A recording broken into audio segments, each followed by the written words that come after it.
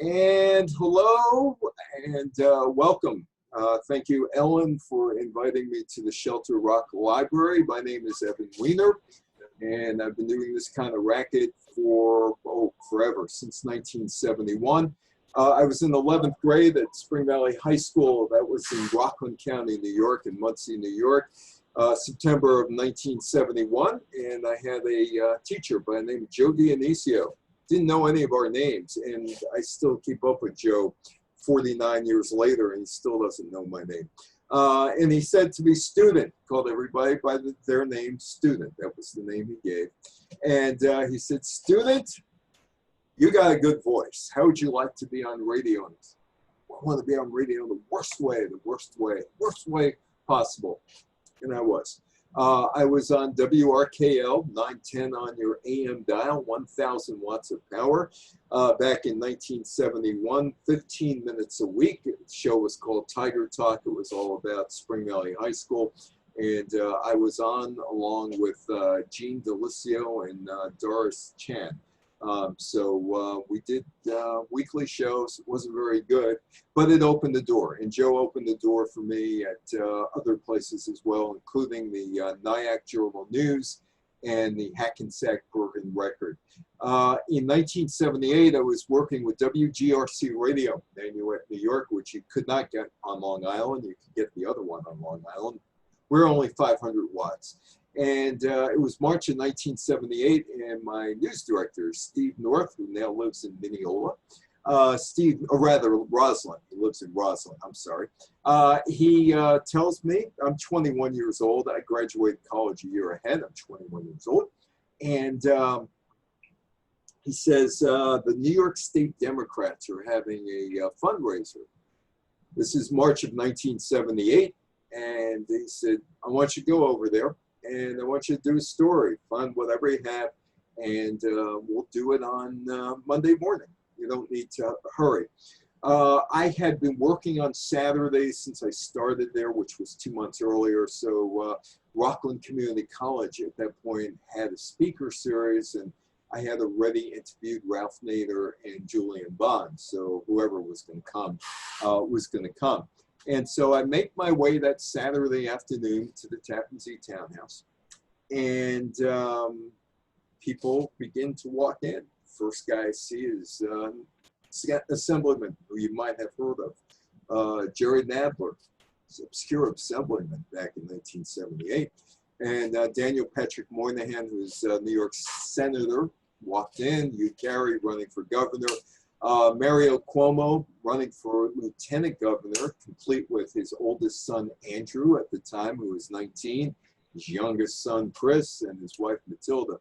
And there was a tall guy, strikingly handsome tall guy who walked in, sandy, grayish hair, movie star looks, tall guy, about 6'4", and he walks over to me and he says, I like you.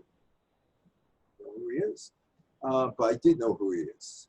He never introduced himself to me. I knew him because I'd watched Batman. He was the mayor of Gotham City, John Lindsay. And John Lindsay looked at me and he said, I want to tell you something. He told it to me. He was running for Senate, state of New York, 1980. And I called AP, Marlene Egg. I called UPI, and, Randy Balaj, and I go back to my station. I get a call from WNEW Radio in New York, Henry Marcotte, WNEW, the home of William B. Williams, among others. Or if you were listening on the FM, Scott Muning. He says, can you do that story for us? I said, yeah, how much are you going to pay me? He said, $10. Sold. And with that, John Lindsay put me on New York City radio. I was with WNEW doing stringing work for 3.5 years until they gutted the newsroom. But I always have a soft spot in my heart for John Lindsay. This is an autograph. Well, it's backwards because my camera is backwards. This is Richard Nixon. And Richard Nixon changed the lives of hundreds of millions of American women back in 1972 with his signature on a piece of legislation called Title IX. Didn't seem Nixon cared all that much. He signed it. Didn't even talk about it. But what Richard Nixon did was right or wrong when the Civil Rights Act of 1964 was passed, in that there was a big loophole which did not include women getting the opportunity to have equal education in the Civil Rights Act in higher education. It would take 8 years to fix that up. He would be the guy, Richard Nixon, be the guy, and I dealt with Nixon in 85, 86, 87, 88. He was the arbitrator of the Major League umpires, Major League owners dispute, and that actually got him back into mainstream, that arbitration, and he became a senior statesman around 1985, 1986, all because he arbitrated a baseball thing. It wasn't because of David Frost. What is Title IX? Well, it is the Patsy T. Mink Equal Opportunity in Education Act, the Education Amendments of 1972, or Title IX. Two congresswomen were responsible in the House, Patsy Mink of Hawaii and Edith Green of Oregon, and they gave the chance, they were given the chance by the other members of the House of Representatives to help other women pursue their dreams without gender discrimination, and they ran with it.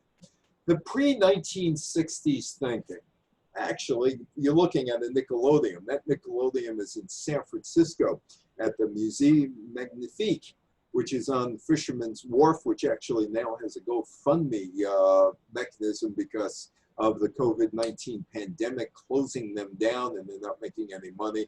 It's a great old museum filled with pinball machines, Nickelodeons, and all kind of other stuff from going back to the 19th century. But this one caught my eye, this Nickelodeon. And it's from roughly 1914, 1915.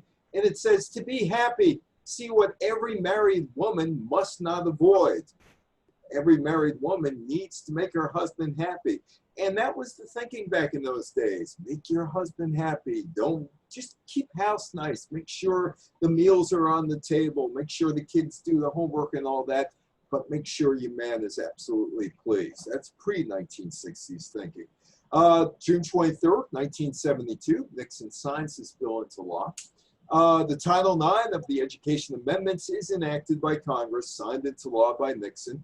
The sponsors of Title IX in the Senate, Indiana Democrat Birch Bayh, and Oregon Democrat Edith Green in the House of Representatives. Simply put, Title IX prohibits sexual discrimination in any educational program or activity receiving any type of federal financial aid.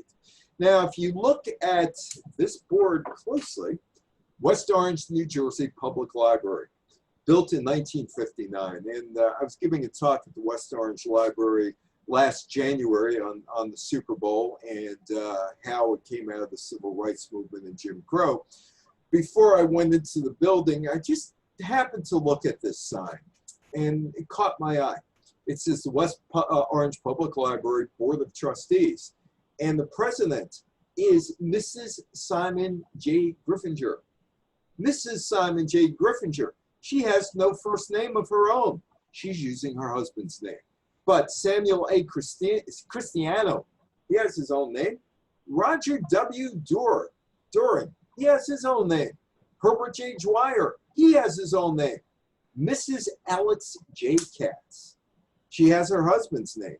James J. Sheeran, who's the mayor of West Orange, has his name. Dr. Rexford S. Souther, the superintendent of schools, he has a name. William E. Lehman, who's the architect, he has a name too. I was doing this talk at the Riverdale Y last year, and this 80-some-odd-year-old woman said to me, you know what, this is the first time I've ever thought, and now that you made me think of it, I didn't have a name in the 1950s and 60s. I was Mrs. So-and-so. Oh, there's Mrs. So-and-so. My husband had a name, but I was always Mrs. And that was 1959 thinking. How about this ad? Delta Airlines. They want stewardesses. And they want stewardesses between the ages of 20 and 26, never married, couldn't be married, and in good radiant health. You must adhere to strict figure controls. If you were 34, 24, 34, all the better. Straight teeth. Also, you had to have straight legs, clear, smooth skin, and then, this is the capper, willing to retire between the ages of 30 and 32 to take on the greater complexities of marriage. Qualified applicants, qualified young women, just contact Delta Airlines. It's the way it was back in those days. Password, the show Password, and you can see Carol Burnett on the left and Mitch Miller on the right, and Alan Ludden. By the way, Mitch Miller had his house not far from that radio station, WRKL, where I worked up in Mount Ivy, New York. Anyway, Alan Ludden would have the civilian, as they were called, the panelists, the guests, and the civilians. And if the civilian was a woman, he'd ask one of two questions. Are you a working girl, if she was single? Or what does your husband do? Password. That was the way of life in the 1960s. That's Patsy Mink, who was a congresswoman from Hawaii, twice around. She left and then came back. Patsy Mink was the valedictorian of her high school in Maui in 1944. Couldn't get into medical school, but ended up in law school. And that's the beginning of the Patsy Mink story, and maybe the beginning of the Title IX story. Patsy Mink had the ability. She was the first female president of the student body at Maui High School. Valedictorian of her graduating class, 1944. She did really well and then came back in college and came back to Hawaii after law school. She was politically ambitious. In 1958, she was elected to the Territory of Hawaii Senate. A year later, the bicameral territorial legislature was dissolved when Hawaii became a state. She tried to be the congresswoman from Hawaii in a special election, but lost to Daniel Inouye. But that wasn't it for her. In 1962, she ran for election in the Hawaiian State Senate, successful in her bid. 2 years later, she was victorious in her race for a seat for the U.S. Congress. She was an early supporter of a successful effort to allow female members of Congress to use the all-male House gym. She was not allowed to use the gym. And she was an athlete. She played basketball at high school in 1942, 43, 44. But women were considered dainty, frail objects back in 1942, 43, 44, and they weren't considered strong enough to run up and down, up and down, up and down a 96-foot court. They could run up and down a 48-foot court, half the size. But you know, Patsy was thought of as frail, as, you know, she's part of the weaker sex, as would Kathryn Switzer be considered in 1967, as we get to that. Mink in Congress was a champion of women's rights, but she didn't want to be called a feminist. In the late 1960s, she became increasingly outspoken against the Vietnam War. In Congress, she worked on behalf of legislation in the fields of civil rights for women and children, healthcare, welfare, and education. Now, what caused Patsy Mink to become the congresswoman who ended up with her name on this bill? She goes to college at the University of Hawaii, and she wants to go to medical school, and she's got all the grades, valedictorian in high school, great grades at the University of Hawaii, and she goes looking to a medical school. She gets 12 rejections. She thinks that it's because of gender discrimination. I know a woman actually in Hawaii right now, Fran Cummings. Fran Cummings is in her 80s, and she was the valedictorian of her high school in Utah, and she came from a long line of geologists in her family. And when she decided in the 1950s to go to college, she decided she wanted to major in geology. Fran was, still is, a very pretty woman at her age, in her 80s, and she was telling me the story that, and the reason I know Fran and her husband Wes is I've been on cruise ships for a long time giving talks, and we spent 28 days together. So we got to know them real well. And they said, anytime you come to Hawaii, come visit us, which we did a couple of years ago. And she was telling the story that she went to about a dozen colleges, and she was rejected by all of them as geologist or potential geologist. But she did say, one of the college administrators said, Fran, you know what? We've looked at your records. Your records are great from high school. And also, your family's geology people. But we're going to have to tell you no. The reason why we have to tell you no is pretty simple. "You're too pretty, Fran.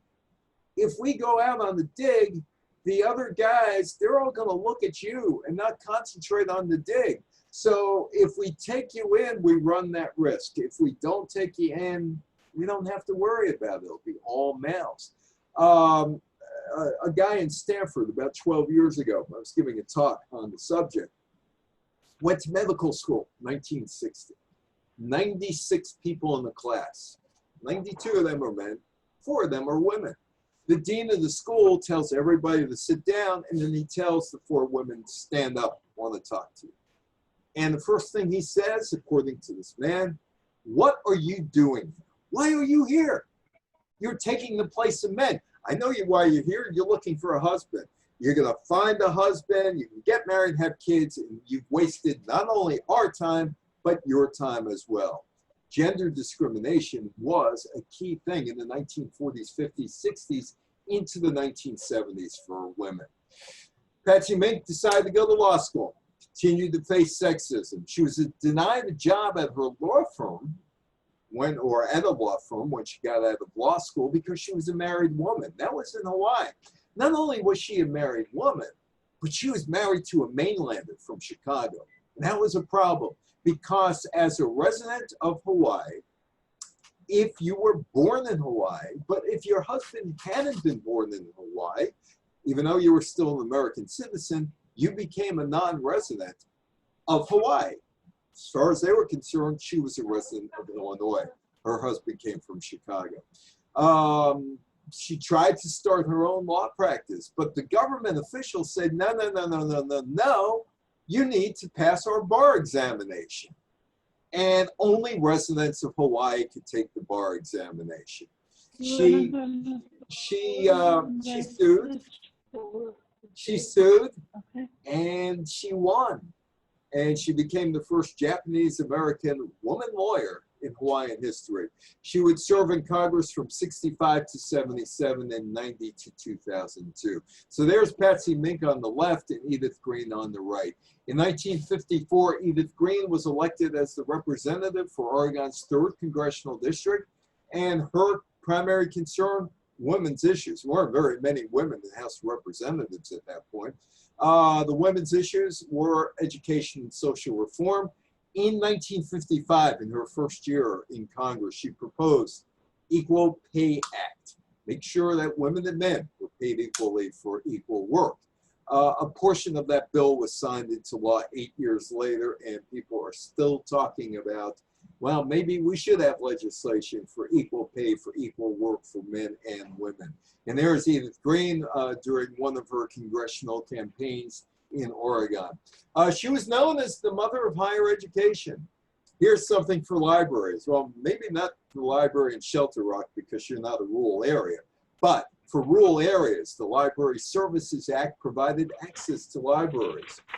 In 1963, she helped with the Higher Education Facility Act, Higher Education Act of 1965 and 67, and she became known as the mother of higher education and Mrs. Education. In the 1960s, Edith Green had children, or knew people who had children, and pointed out that after-school programs and other programs in schools were designed to keep boys in schools, but very few programs existed for girls, particularly after school. So she fought to correct this inequity. She introduced a higher education bill that contained provisions regarding gender equity in education. Women and girls were second-class citizens. And there is Kathryn Switzer, who I talked about before, dainty and frail Kathryn Switzer. Kathryn Switzer, to your right in the picture, to her left, is her boyfriend, who was a track and field athlete who weighed 235 pounds and threw a hammer. Kathryn Switzer is in the Boston Marathon in 1967. And if you take a close look at that picture, it appears that Kathryn Switzer is about ready to be tossed face first down into the asphalt, because how dare she? She's a frail, dainty woman, and this is a boys-only thing. How could she compete? How can she compete in the Boston Marathon in 1967?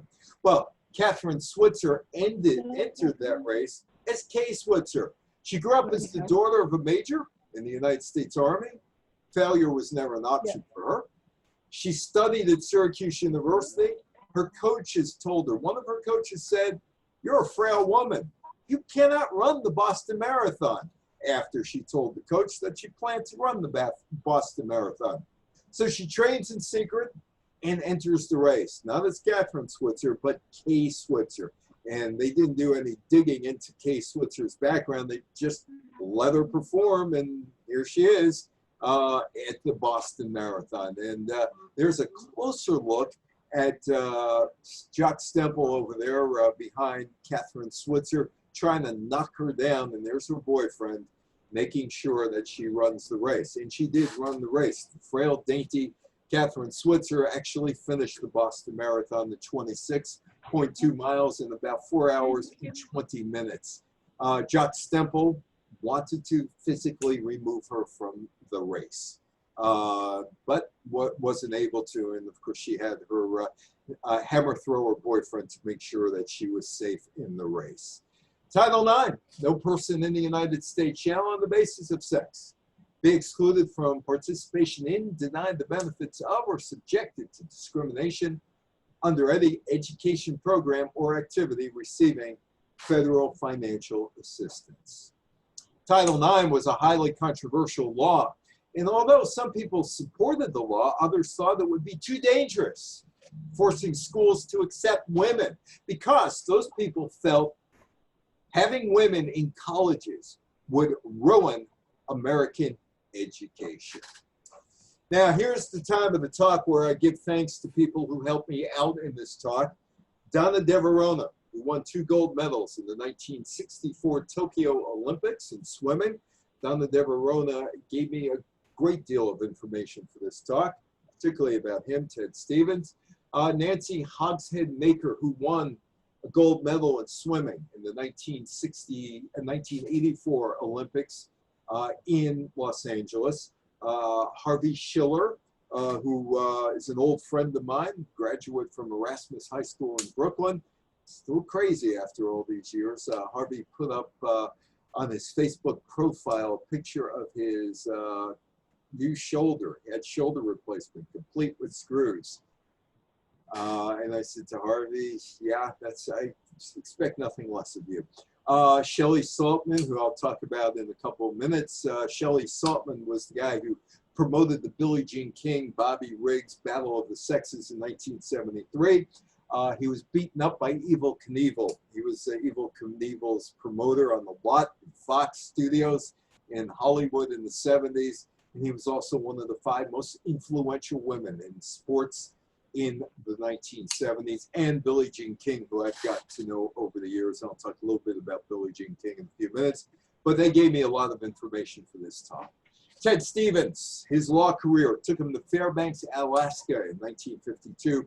He was appointed the U.S. attorney there in the territory the following year. He returned to Washington in 1956, working in the Eisenhower Interior Department, and he would play an important role in bringing statehood to Alaska.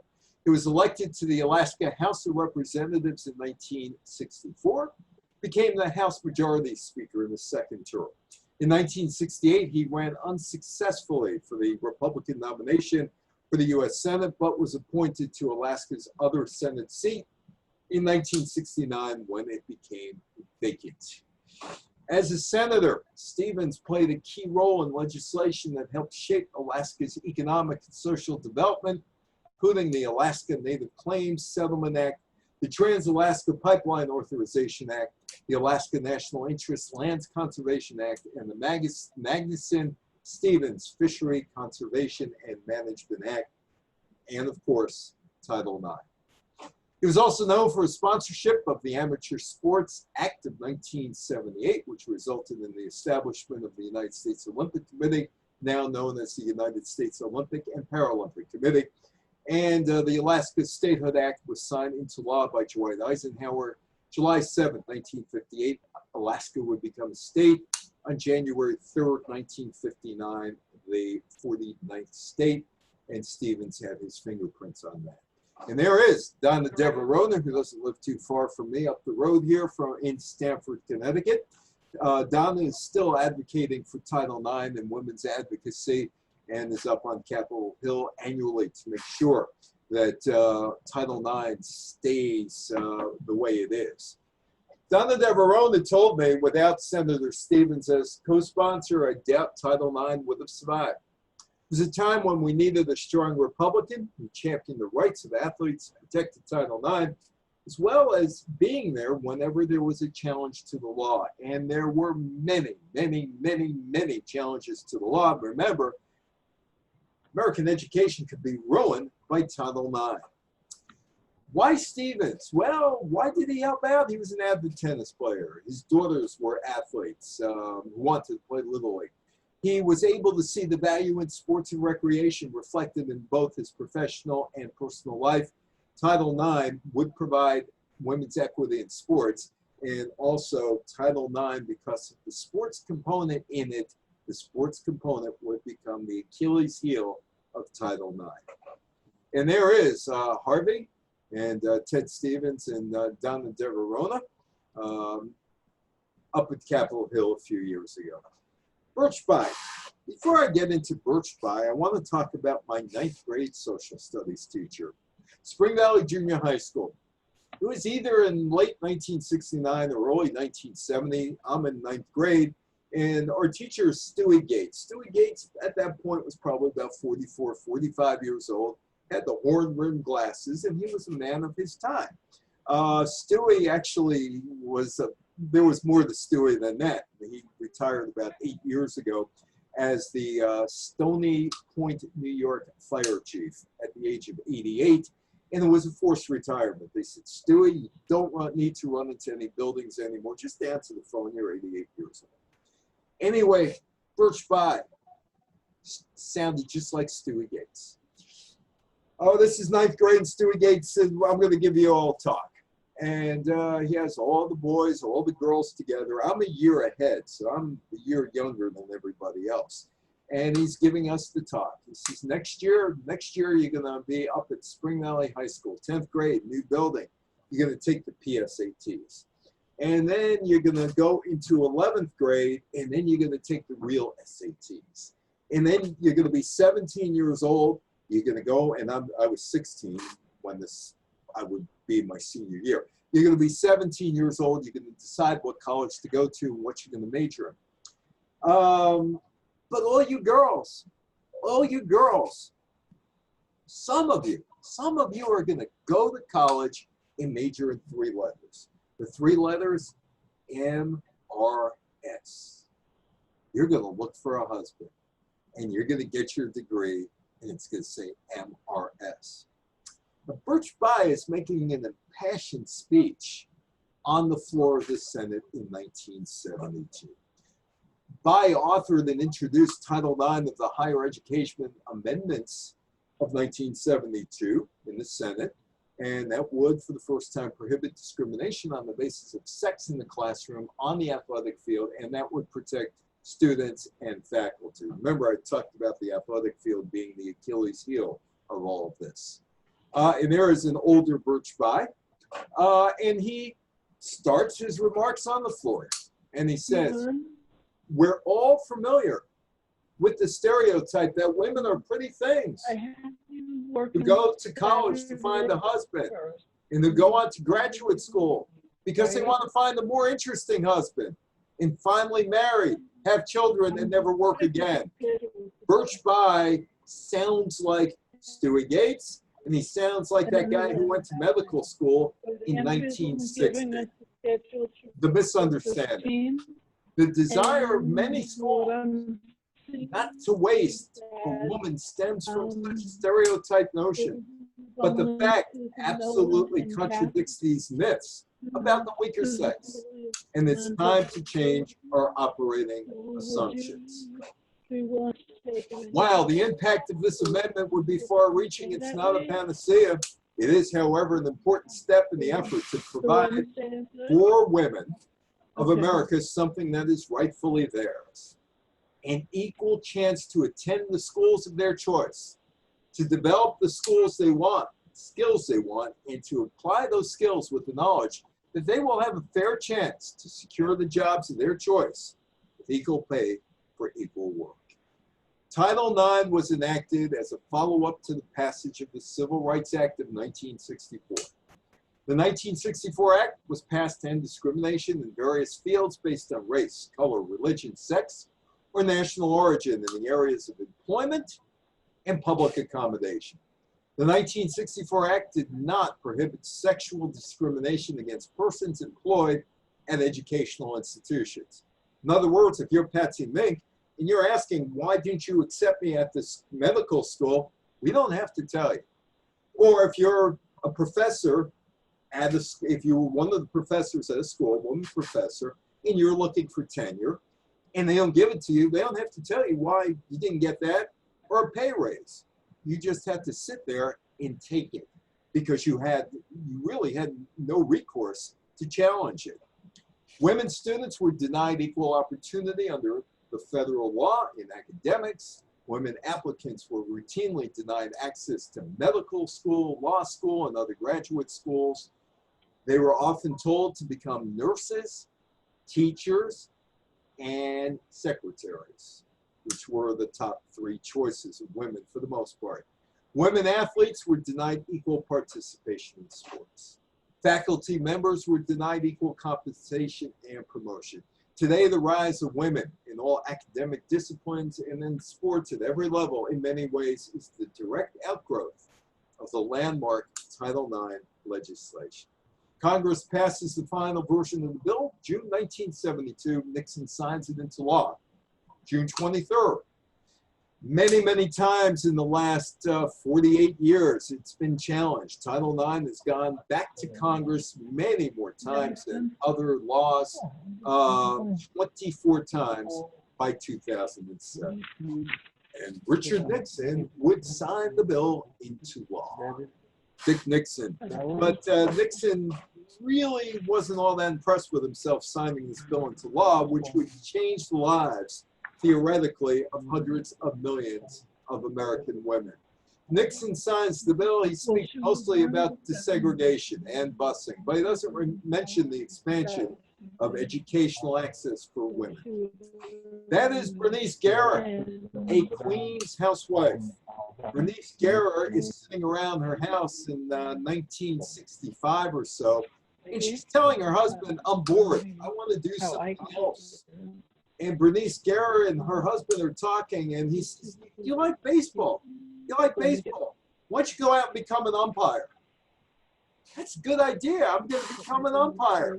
And Bernice Guerra goes to umpiring school to become an umpire. And she's good enough to work in the minor leagues. In 1969, she receives a contract from the National Association of Professional Baseball Leagues to work in the Class A short season New York Penn League. But quickly after that, suddenly after that, the NAPBL, National Association of Professional Baseball Leagues President Philip Pitton, informs her that, hey, your contract's no good.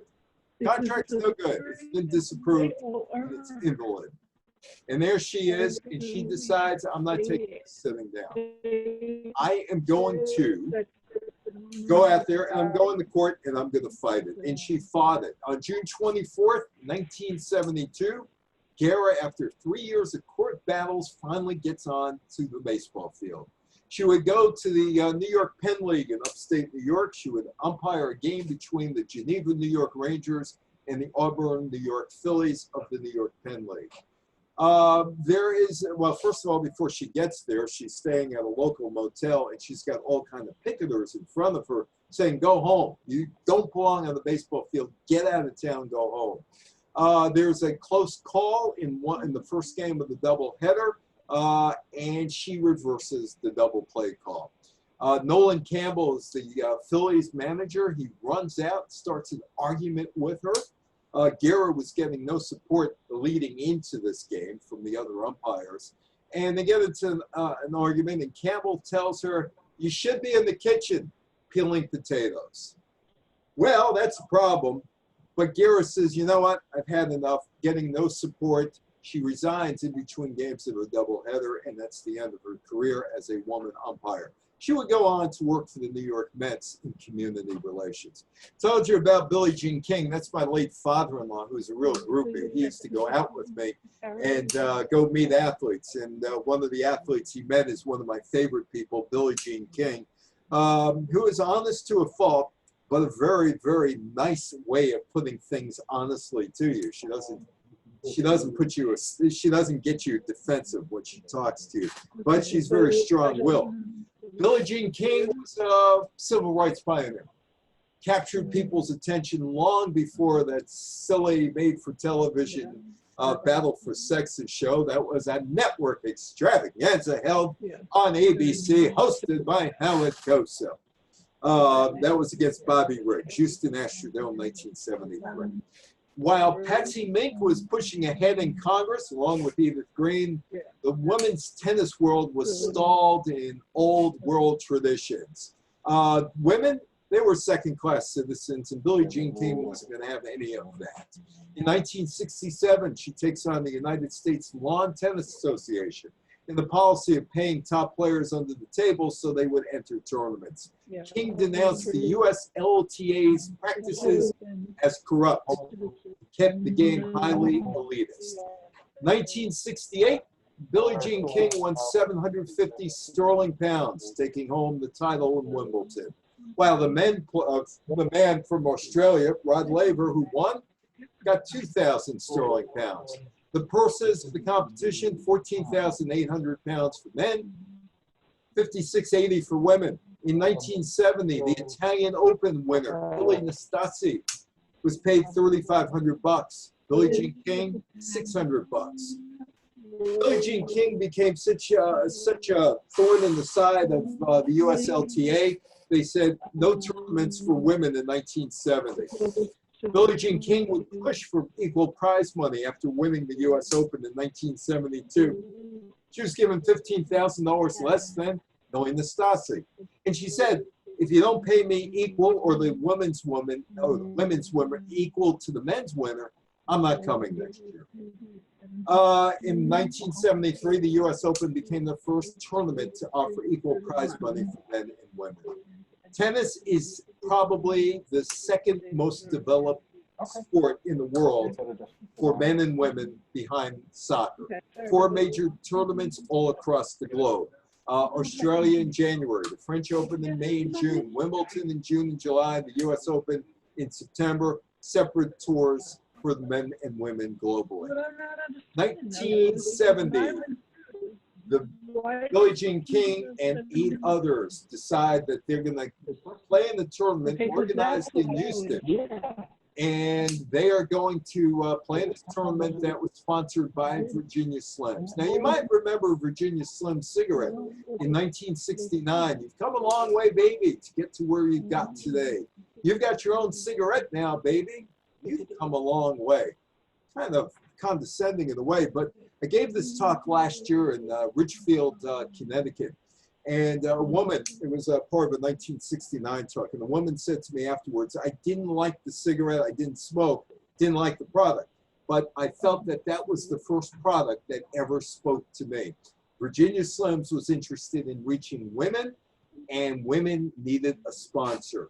The Slims Tour was founded in 1970, simply a tournament in Houston, and 9 players rebelled against the United States Lawn Tennis Association because they wanted more money. They wanted to be paid equal to men, and the USLTA said no tournaments for you in 1970.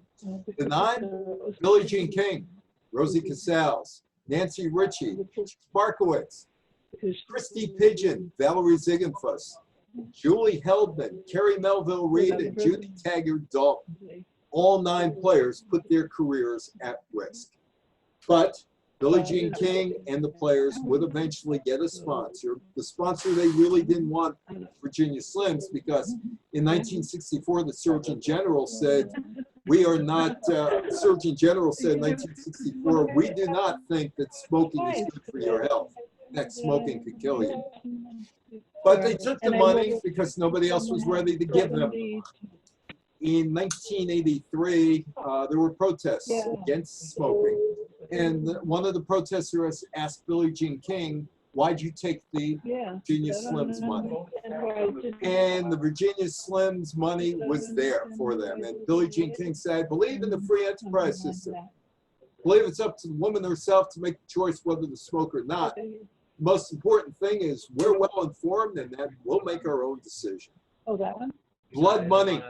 Billie Jean King said it was blood money because smoking could kill you. Ellen Merlo, the director of marketing and communications for Philip Morris USA, which makes Virginia Slims, noted that the company had earlier had sponsored the tour from 71 to 78. Said, when we get involved in any promotion, it's obviously to create a greater visibility for our brand name. But we never, ever ask the player to endorse our product. But by playing, they're endorsing smoking. You can't have it both ways. The players endorsed the product. That's Brandi Chastain, and Brandi Chastain in 1999 was part of the United States national women's team that won the 1999 World Cup in soccer.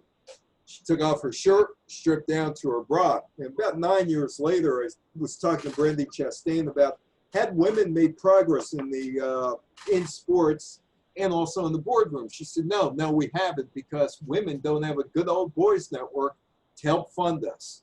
Women just have not gotten together with money to help themselves. Oddly enough, today or tomorrow in Los Angeles is going to be a news conference, and the National Women's Soccer League is going to announce that they're putting a team next year in Los Angeles, and all of the owners of the soccer team that will be playing in Los Angeles starting in 2022 are women.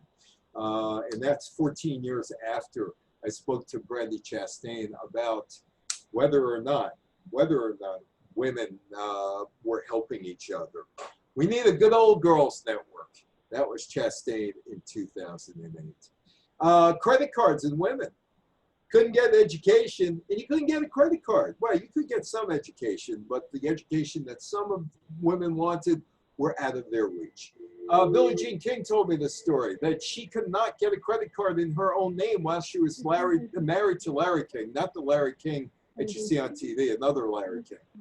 Many banks required single or divorced women to bring a man along with them to co-sign for a credit card. Some banks discounted the wages of women by as much as 50% when calculating their credit limits. 1974, the Senate passed the Equal Credit Opportunity Act, which made it illegal to discriminate against someone based on their gender, race, religion, national origin. That was the first women's bank. That was in Manhattan, a bank created by women for women. Judy H. Mello opened the bank in 1975. The bank, a creation of the feminist movement, opened in April of 1975. It was the first bank to be operated by women and for women at a time when its founder said women were given the short shrift by other banks. The bank was sold in 1986 because business was languishing because other banks were lending money to women. It was sold to a group of investors and then folded into another bank, never to be heard from again. But it was the first bank, it was the only bank that was dedicated to helping out women. In 2012, a study found women were still paying more for credit cards, according to a study by the Financial Institute Regulatory Authority. Women paid a half-point higher interest rate than men. So what exactly is Title IX? Well, Title IX opens the door for women in sports and other fields, including medicine and the law. Title IX barred sexual discrimination in any education program or activities that receive federal funding, including athletics. And here's where the problem lies. There is Birch Bayh running with the women from the Purdue University track and field team. Title IX was a civil rights act applied to education, Donna DeVerona told me. Basically, it said law school and medical school. Sports was thrown in. If Donna DeVerona and her allies had it to do all over again, They would say sports is taken out, just make it an overall education, equal education in all areas of school for men and women. Because sports was thrown in, Title IX got challenged and challenged and challenged.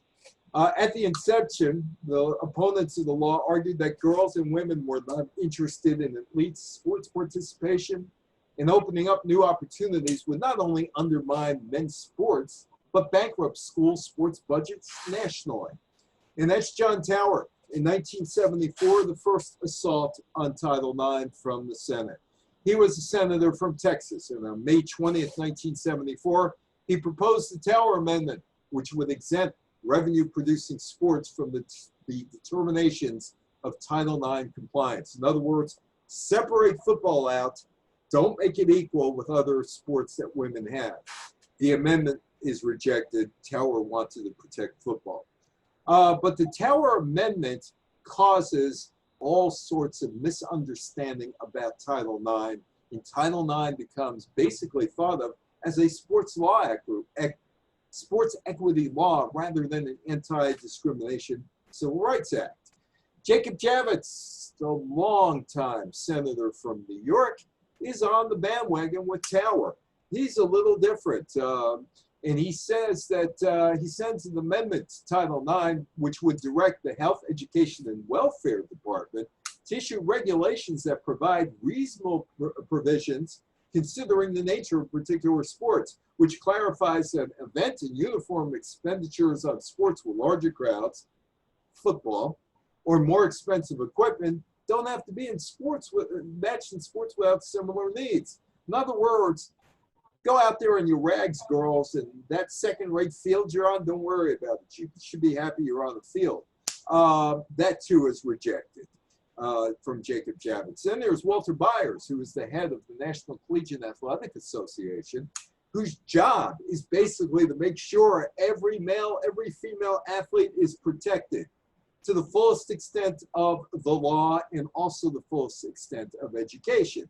But on February 17th, 1976, Walter Byers challenges the legality of Title IX. Why? Let's save college football. Title IX has withstood all of those threats, and it continued through 2007 with Rod Brooks, who was the education secretary under George W. Bush, sending out questionnaires to college students asking whether Title IX was needed anymore. Donna Deverona and her allies were up on Capitol Hill to make sure that people understood Title IX was needed. The fight's all about sports now, which it shouldn't be, but it is. Before 1972, 32,000 women participated in college sports. By 1999, 163,000 were participating in college sports. I was once talking to Rosalind Yalow back in 1978. In fact, I was out covering the story how she won the Nobel Prize in Physics. And she was telling me that it wasn't the place of a woman to work in a laboratory in the 1940s and 50s. She said that her husband literally pushed her out the door because she had that ability and she shouldn't waste that ability. She would win the Nobel Prize in 1978. Rosalind lived up in Riverdale in the Bronx. Evening the playing field, men no longer get 95% of the dollars they work for sports. Men's coaches don't like that at all. They feel that money has been taken away from them in recruiting. And because recruiting money has been taken away, they cannot spend to get the best players for their team. It's not about sports. Title IX was never meant to level out college sports and give women opportunities. The original intent, give women a fair chance of being accepted in a school and for women professors to get equal educational opportunities and advancing within the system. Title IX worked. By 1994, women received 38% of the medical degrees earned in the United States, compared with 9% in 1972. 43% of law students, compared with 7% in 1972, and 44% of all doctoral students, up from 25% in 1977. That's kind of hard to get a figure on that because some of that 25% came after Title IX. In some cases, it takes a while to get a doctoral degree. Title IX created diversity in society. It was not a piece of sports legislation. And there is my friend Shelley Saltman, who passed away in February of 2019, one of the 5 most influential men in women's sports in the 1970s, and promoted the Billie Jean King, Bobby Riggs extravaganza spectacular at the Houston Astrodome in 1973. He was responsible for what he called the Cleopatra entrance. Billie Jean King carried in by 4 well-built rice athletes on a throne, so to speak, into the arena where she was doing, she was dueling with Bobby Riggs. And she felt she had to play tennis against Bobby Riggs, who had beaten Margaret Court earlier in that year. I said to her afterwards, why were you doing this? You know, if you won, you beat a 55-year-old guy. If you lost a 55-year-old guy. And she said she wanted to keep the momentum going because Title IX had just passed, and a lot of people were against Title IX, and she felt she had to show that a woman athlete, albeit 26 years younger than her male counterpart on the court, she had to win. She had no choice but to win. And she looked at it in retrospect. What was I thinking? By the way, Billie Jean King and Bobby Riggs became very friendly afterwards, and she helped support or pay off some of his medical bills when he was dying at the end of his life. Pre-1972, few women were lawyers, doctors, scientists, hidden figures. There were women who were heavily involved in getting men to the moon and men in space, and they were hidden from view for the most part, well, from public view. People within NASA, according to my friend Dick Hull, who worked at NASA, knew who they were. Nurses, teachers, and secretaries were generally the career options for most women. Girls didn't play too many sports. Without Title IX, there'd be no Ginny Finch, no U.S. World Cup championship team in soccer in 1999, no WNBA, no Misty May Traynor, no Kerry Walsh, no Lindsey Vonn. Almost every female athlete in the United States and some around the world benefited from Title IX in one way or another, as well as women scientists, mathematicians, and computer analysts, and doctors, and lawyers, and engineers. Richard Nixon changed the lives of women with his signature in 1972. But it's a law. Title IX entitled women or allowed women to get an education under the law. But what women need to know, it doesn't matter if a woman is 80 years old or a woman is 8 years old. What women need to know in the United States is that education is not a right.